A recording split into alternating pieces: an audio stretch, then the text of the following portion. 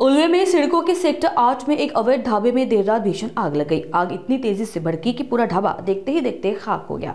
गनीमत रहे कि इस हादसे में कोई जनहानि नहीं हुई। उल्वे के सेक्टर 8 में सिडको के प्लॉट पर बना यह ढाबा, जो बताया जा रहा है कि पूरी तरह अवैध था, रात के लगभग 2:30 बजे अचानक आग की लपटों में घिर गया। स्थानीय लोगों ने तुरंत इसकी सूचना अग्निशमन दल को दी। मौके पर पहुंची दमकल टीम ने आग पर काबू पा लिया, लेकिन तब तक ढाबे की सारी संरचना, सामान और उपकरण राख में बदल चुके थे। आग इतनी भीषण थी कि आसपास की इमारतों की दीवारें भी झुलस गई।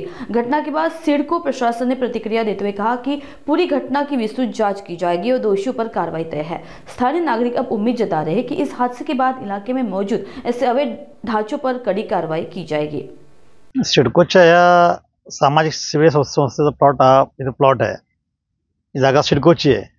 सिडकोच्या जागेवर अतिक्रमण करून सुहास गोंधले नावाच्या एका बामणडोरी गावातील व्यक्तीने इथं इलिगल ढाबा इथं उभा केला होता आणि पहाटे त्या ढाब्याला गॅस सिलेंडरचा स्फोट होऊन प्रचंड प्रमाणात मोठ्या प्रमाणात आग लागली। पहाटे आग लागल्यामुळं जीवितहानी टळली, मात्र वित्तहानी फार मोठ्या प्रमाणात झाली। ही आग जर आणखी फोफावली असती आणि हे सिलेंडर जर फुटून जर बाहेर पडले असते तर समज मोठी इथं वसाहत आहे, रेसिडेन्शियल ज्या ठिकाणी लोक राहतात त्यांना सुद्धा मोठी इथं हानी पोचली असती।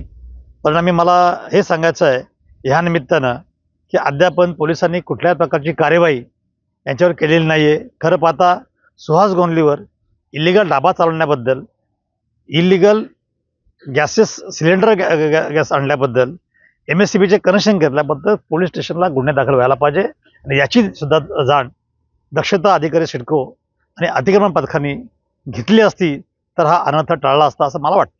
याबाबतीत आपण कुठे प्रशासनाला तक्रार दाखल केलेली आहे? मी आजच त्यांना सिडकोला आणि पोलिसांना CP ऑफिसला मी मेल केलेले आहेत या संदर्भात। जर त्यांनी योग्य ते ॲक्शन उल्वा पोलिसांनी नाही घेतली तर मी ह्या निमित्तानं सुहास गोंधलीला अटक करण्यासाठी सन्माननीय उच्च न्यायालयामध्ये दाद मागेन।